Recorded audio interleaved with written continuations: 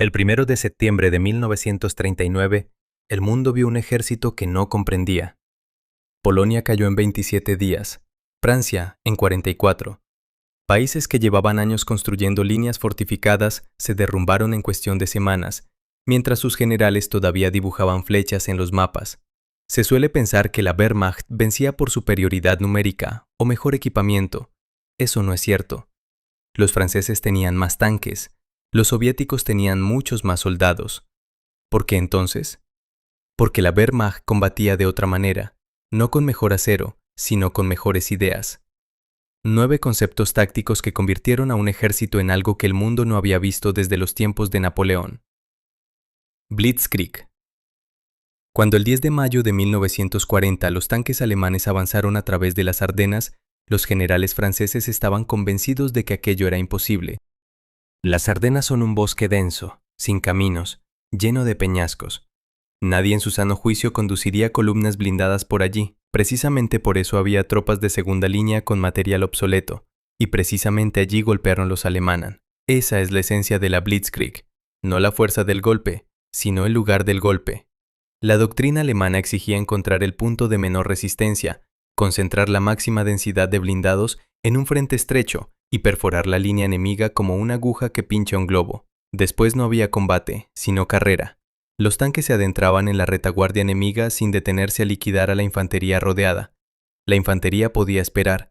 El objetivo principal eran los cuarteles generales, los nodos de comunicaciones y los depósitos de combustible. Matar no el cuerpo, sino el cerebro. Aquí hay un detalle técnico fundamental que a menudo se pasa por alto.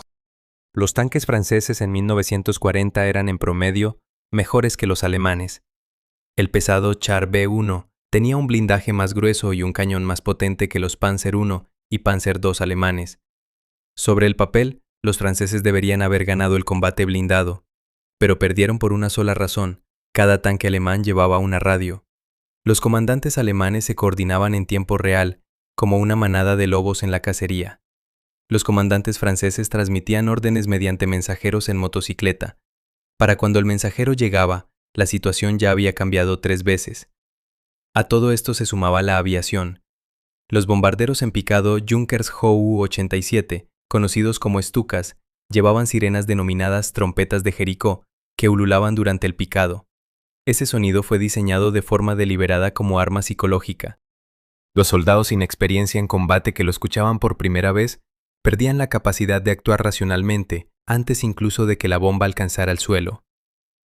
El ejemplo más claro de la Blitzkrieg en acción fue la 7ª División acorazada, al mando del general de división Erwin Rommel.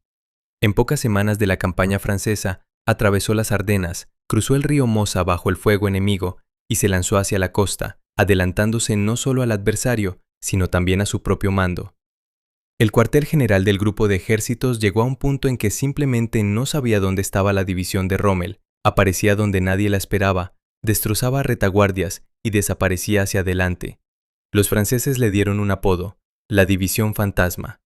La ironía es que la palabra Blitzkrieg no aparece en ningún reglamento de la Wehrmacht. El término lo inventaron periodistas británicos en septiembre de 1939, para explicar a sus lectores la velocidad con que Polonia fue derrotada. Los propios oficiales alemanes llamaban a su doctrina de manera mucho más prosaica: guerra de maniobra. La idea era simple: la velocidad es la mejor armadura, y el pánico en el cuartel general del adversario es más letal que cualquier artillería. Bolsa. La Blitzkrieg abría una brecha en la defensa, pero ¿qué hacer con los ejércitos que habían quedado atrás? No se les perseguía, se les rodeaba. La táctica alemana de la bolsa de cerco, en alemán Kesselschlag, era geométricamente impecable. 2 puños blindados golpeaban no al frente, sino en direcciones convergentes en la profundidad de la retaguardia enemiga. Se unían a la espalda del adversario, cortando las vías de suministro y de retirada. El ejército se convertía en una prisión sin muros. Los hombres todavía estaban en pie, pero ya no podían ir a ninguna parte. El punto culminante de esta táctica fue la Bolsa de Kiev en septiembre de 1941.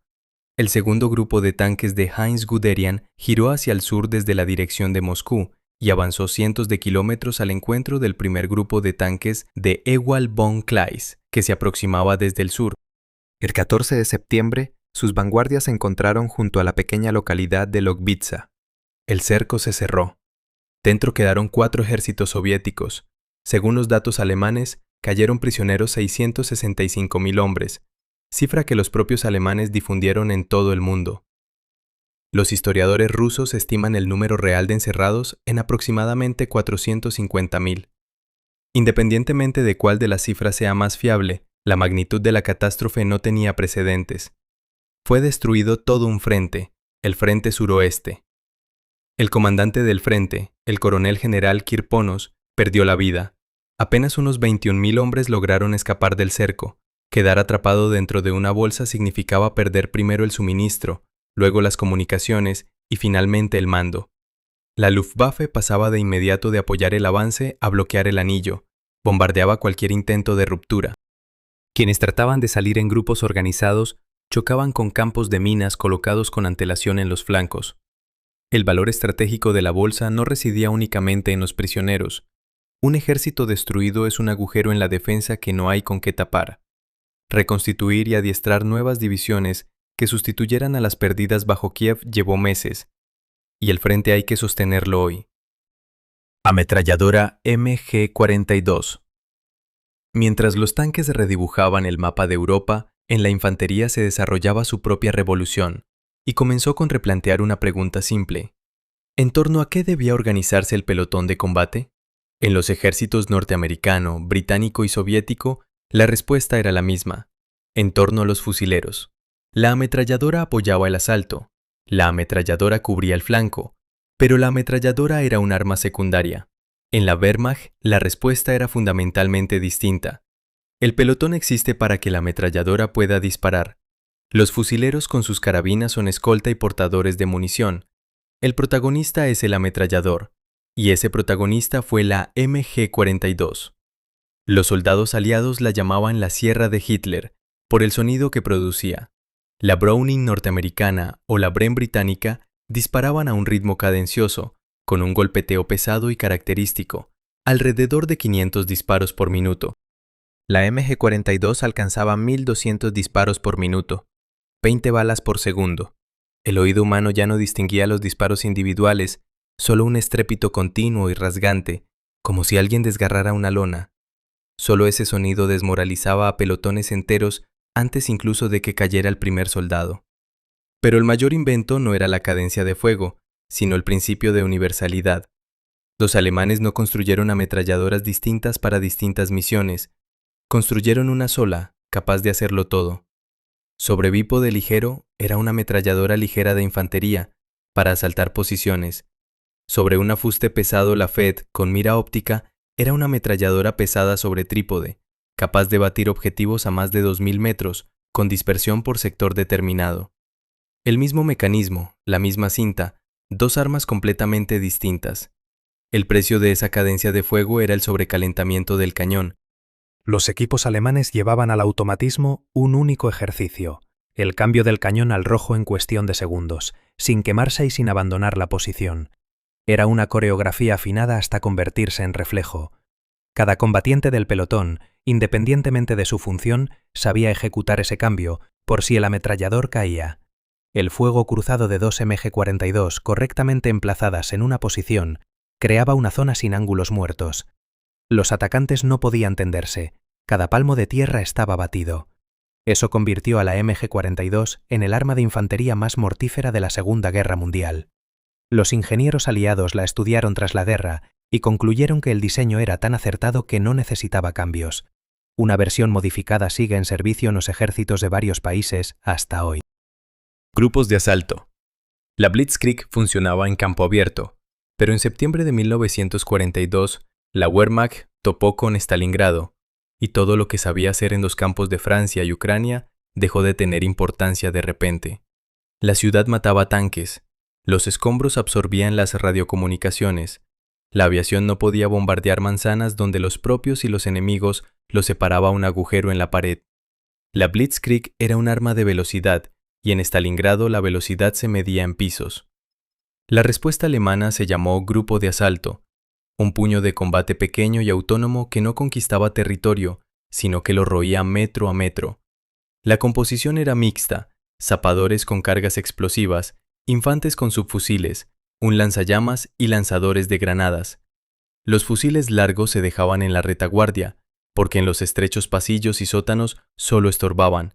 En su lugar, el compacto MP-40 y la mayor cantidad posible de granadas de mano. La táctica era despiadada. El grupo no avanzaba por la calle, donde lo esperaban, avanzaba a través de las paredes, literalmente. Los zapadores abrían brechas en los muros maestros, el grupo penetraba en el edificio por una dirección inesperada y lo limpiaba cuarto a cuarto, sótano a sótano. La granada entraba por el hueco primero, los combatientes llegaban detrás. El lanzallamas en estas condiciones no era solo un arma, era un argumento psicológico. En el espacio cerrado y oscuro de un búnker o una nave industrial, un lanzallamas que lanzaba una lengua de fuego por un pasillo estrecho podía obligar a toda una guarnición a abandonar la posición sin matar a un solo hombre. El miedo resultaba más convincente que la muerte. Hubo además una innovación nacida de la necesidad. Los grupos de asalto alemanes se pegaban deliberadamente a las posiciones soviéticas, a veces al edificio de al lado literalmente. A eso se le llamaba abrazar al adversario. La lógica era cínica. La artillería soviética no podía abatir a los alemanes sin barrer a los suyos. Toda la potencia de fuego que el ejército rojo tenía al otro lado del Volga se volvía inútil mientras el frente se mantuviera a distancia de lanzamiento de granada. Fue precisamente en Stalingrado donde los grupos de asalto se convirtieron en un fenómeno verdaderamente masivo en ambos bandos. Los mandos soviéticos estudiaron la táctica alemana y la aplicaron contra los propios alemanes. Panzerkeil. Si los grupos de asalto eran el bisturí, la cuña blindada era el mazo. La doctrina alemana consideraba la formación de los tanques una ciencia exacta. El ataque en avalancha desordenada, tal como lo representan las películas, era para ellos signo de falta de instrucción. Las unidades acorazadas se formaban con una geometría precisa, en cuña, en alemán, Panzerkeil, y esa formación estaba pensada de principio a fin. En la punta de la cuña iban las máquinas pesadas. Los Tigre y los Pantera, con su potente blindaje frontal, absorbían todo el fuego de frente. El Tigre aguantaba impactos directos de proyectiles que atravesaban de lado a lado cualquier otro tanque. El Pantera, con su cañón de 75 milímetros de largo tubo, destruía los tanques soviéticos antes de que estos pudieran entrar en la zona de fuego eficaz. Estas máquinas no se ocultaban, atraían el fuego hacia sí de forma deliberada. Detrás de ellas, abriéndose hacia atrás como las alas de un ave rapaz, avanzaban los más ligeros Panzer IV. Su misión era distinta, no absorber golpes, sino destruir lo que intentaba flanquear la punta. Los artilleros antitanques soviéticos que trataban de acercarse por los costados se encontraban bajo el fuego de las máquinas laterales antes de haber apuntado. Para una batería de artillería adversaria, esa formación planteaba un problema matemáticamente cruel. Si apuntabas a la punta, el proyectil rebotaba en el blindaje frontal del Tigre o se iba por la plancha inclinada del Pantera. Si intentabas apuntar al flanco, las máquinas laterales de la cuña ya te habían visto y te batían. No existía ninguna posición ideal para batir la cuña. En Kursk, en julio de 1943, los alemanes aplicaron este orden de combate en los ataques blindados más masivos de toda la guerra. El mando soviético conocía de antemano la formación y adiestraba específicamente a las tripulaciones para no enfrentarse de frente a las máquinas pesadas de la punta, sino utilizar la velocidad del T-34 para flanquear y golpear en los costados a 500 metros. Fue un enfrentamiento no solo de máquinas, sino de conceptos. Packfront. Hacia 1943, la Wehrmacht había perdido la iniciativa. El ejército rojo había aprendido a combatir. Los ejércitos acorazados soviéticos avanzaban en oleadas, y los cañones antitanque aislados, desplegados según el esquema clásico a lo largo de las trincheras, eran destruidos antes de haber podido disparar 2 veces. El equipo abría fuego, se delataba y en el acto recibía la respuesta en forma de proyectil. Los artilleros alemanes cambiaron las reglas del juego. En lugar de cañones aislados, concentraban en una sola posición una batería de 8 a 10 piezas, al mando de un único oficial. Los cañones antitanque PaK-40, de 75 milímetros, capaces de perforar el blindaje de cualquier tanque soviético a 800 metros. Se colocaban hombro con hombro en caponeras cuidadosamente camufladas. Con frecuencia se sumaban cañones antiaéreos de 88 milímetros, adaptados para combatir tanques, un arma que a 2 kilómetros de distancia destruía todo lo que la Unión Soviética tenía en dotación. Pero lo más importante del Pack Front no era el cañón, sino la disciplina. A los equipos les estaba terminantemente prohibido disparar antes de recibir la orden. Los tanques soviéticos avanzaban, la distancia se reducía, 1000 metros, 500, 200. Los apuntadores los tenían en la mira, los dedos reposaban en los gatillos. El oficial miraba y callaba. Solo cuando los tanques habían penetrado profundamente en la zona de fuego, todo el frente de piezas abría fuego simultáneamente. Aquello no era un bombardeo, era una ejecución. En cuestión de segundos, todo el grupo de cabeza de los tanques soviéticos quedaba bajo el fuego simultáneo de 10 piezas desde distintos ángulos. Las tripulaciones no llegaban a comprender de dónde disparaban. Los supervivientes giraban en medio del humo y el pánico, y se metían en los campos de minas colocados de antemano en los flancos de la posición. Fue así como en Kursk, varias baterías correctamente emplazadas detuvieron cuerpos de ejército acorazados enteros. Un equipo de artillería aislado era una víctima. Una batería que actuaba como un organismo único se convertía en una picadora de carne. Defensa elástica. Hacia 1943, la Wehrmacht se enfrentó a una aritmética que no podía resolver por las bravas. El ejército rojo era, sencillamente, más grande. Los nuevos ejércitos soviéticos se formaban más deprisa de lo que la Wehrmacht conseguía triturar los antiguos. Hitler reaccionaba ante eso del único modo que conocía: órdenes de resistir a cualquier precio, ni un paso atrás, cada palmo de tierra, hasta el último soldado. Los generales alemanes con experiencia fingían obedecer la orden, y en silencio inventaban otra guerra. La llamaron defensa elástica. La esencia era simple y contraintuitiva: no sostener una línea rígida que podía quebrarse bajo golpes contundentes, sino hacer la defensa flexible, como una goma que puede estirarse, pero que vuelve y golpea hacia atrás.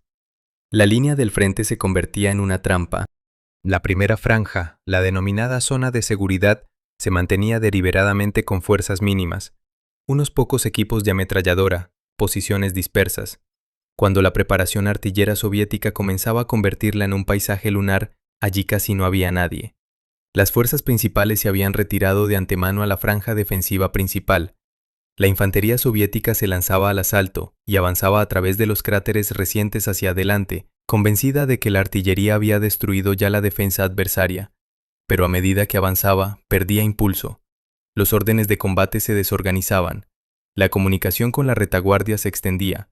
La cobertura artillera quedaba atrás, y trasladarla rápidamente hacia adelante era imposible. Justo en ese momento la goma golpeaba hacia atrás. Las reservas acorazadas mantenidas detrás de la franja principal, específicamente para el contraataque, se lanzaban contra los flancos de la infantería soviética atacante. Desorganizada, separada de la artillería, dispersa en el espacio.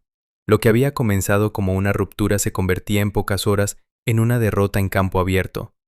Esta táctica estaba directamente vinculada al nombre de Manstein, quien la aplicó en el sector sur del frente oriental con precisión quirúrgica. Tras la catástrofe de Stalingrado, en el invierno de 1943, fue él quien en pocas semanas, mediante contraataques, recuperó Járkov, que ya había sido tomado por las tropas soviéticas y declarado liberado. Hitler nunca llegó a entender del todo que sus órdenes de resistir a muerte contradecían directamente lo único que aún permitía a la Wehrmacht sobrevivir: posición en erizo. Pero a veces no había a dónde retirarse. El frente se desmoronaba, el cerco se cerraba y las unidades dispersas se encontraban en plena retaguardia soviética, sin suministros y sin comunicaciones. Los alemanes desarrollaron una respuesta también para eso: la táctica del erizo. En lugar de retirarse a través de un espacio que ya no existía, las unidades diezmadas se replegaban formando un anillo circular compacto en torno a puntos clave del mapa: nudos ferroviarios, cruces de caminos, grandes localidades. Los cañones antitanque apuntaban en todas las direcciones, los nidos de ametralladoras bloqueaban los accesos por todo el perímetro. La unidad podía volver a disparar en cualquier dirección, con independencia de por dónde se aproximara el adversario. Hitler en 1944 elevó esta táctica de la desesperación a doctrina oficial, instituyendo las denominadas fortalezas. Las ciudades declaradas fortalezas debían defenderse hasta el último soldado. Las guarniciones, ya completamente rodeadas y aisladas del suministro, continuaban resistiendo y disparando. La lógica estratégica era fría. Un erizo semejante, atrincherado en un cruce de caminos justo detrás de la línea del avance soviético, exigía atención. No era posible simplemente pasarlo de largo. Interceptaba las rutas de abastecimiento de los ejércitos soviéticos, que avanzaban más allá. Había que detenerse, girar y destinar fuerzas a su liquidación. Eso costaba tiempo y sangre. La fortaleza de Brest había mostrado a los alemanes al principio de la guerra cómo un único punto obstinado podía mantener inmovilizada a toda una división durante semanas. Para 1944, ellos mismos aprendían a crear tales puntos a lo largo de todo el frente. Las guarniciones abandonadas a su suerte eran material fungible, pero frenaban el avance soviético precisamente cuando cada día contaba. La paradoja está en que la táctica del erizo funcionaba tanto mejor cuanto menos ganaba. No salvaba al ejército, solo obligaba a los vencedores a pagar un poco más caro cada kilómetro. Mientras en tierra se libraba la guerra de trincheras, posiciones y cercos, en el aire los alemanes llevaron a cabo una revolución cuyas consecuencias llegaron hasta nuestros días.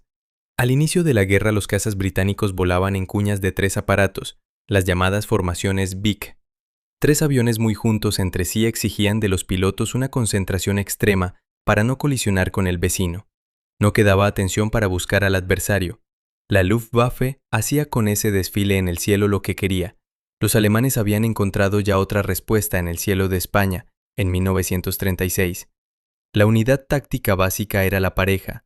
El jefe de pareja ataca, el ala atenta a la retaguardia y los flancos, cubre el punto débil. Cada uno cumple una sola misión, y la cumple bien. De 2 parejas se formaba una escuadrilla, el Schwarm. 4 aparatos con grandes intervalos entre sí, sin formación rígida. Los pilotos podían maniobrar libremente sin temor a colisiones y contaban siempre con cobertura. A esa formación la llamaban los dedos. Si se mira la palma abierta desde arriba, las puntas de los dedos reproducen aproximadamente la posición relativa de los 4 aparatos en el aire. Entre el jefe de pareja y su ala existía una división del trabajo simple, casi instintiva. Uno mata, el otro vigila. Eso daba a los pilotos alemanes una ventaja fundamental en conciencia situacional, es decir, en conocer qué ocurría a su alrededor, sobre cualquier adversario que volara en formaciones apretadas. Para 1941 los aliados lo habían comprobado a sangre. Los pilotos británicos, y luego los norteamericanos, abandonaron sus propias formaciones y copiaron la táctica alemana. Los pilotos soviéticos adoptaron las parejas hacia 1942. Llegaron los aviones de reacción, otras guerras, otros cielos, y la táctica de las parejas siguió vigente. Sigue volando sobre los aeródromos hasta hoy. 9 conceptos marcaron una guerra distinta a todo lo anterior. La Blitzkrieg y la Bolsa, que en pocas semanas destrozaban ejércitos calculados para años de guerra. La MG-42, que convirtió el pelotón de infantería en una máquina de superioridad de fuego. Los grupos de asalto, que enseñaron a combatir piso a piso y pared a pared. El Panzerkeil, construida matemáticamente para que el adversario no tuviera respuesta correcta. El Packfront, que transformó la defensa en una emboscada. La defensa elástica, que obligaba a los atacantes a combatir contra el vacío y luego a recibir el contraataque de la nada. La posición en erizo, que convertía el cerco de catástrofe en instrumento táctico. Y el Schwarm, 4 aviones que cambiaron para siempre las reglas del combate aéreo. La Wehrmacht perdió la guerra. Pero las ideas tácticas nacidas en esa contienda no murieron junto al Tercer Reich. Emigraron a las academias militares y los manuales de quienes la vencieron. Si este video te ha resultado interesante, dale like, suscríbete al canal y escribe en los comentarios cuál de los 9 conceptos te ha parecido más inesperado. El próximo episodio ya está en preparación.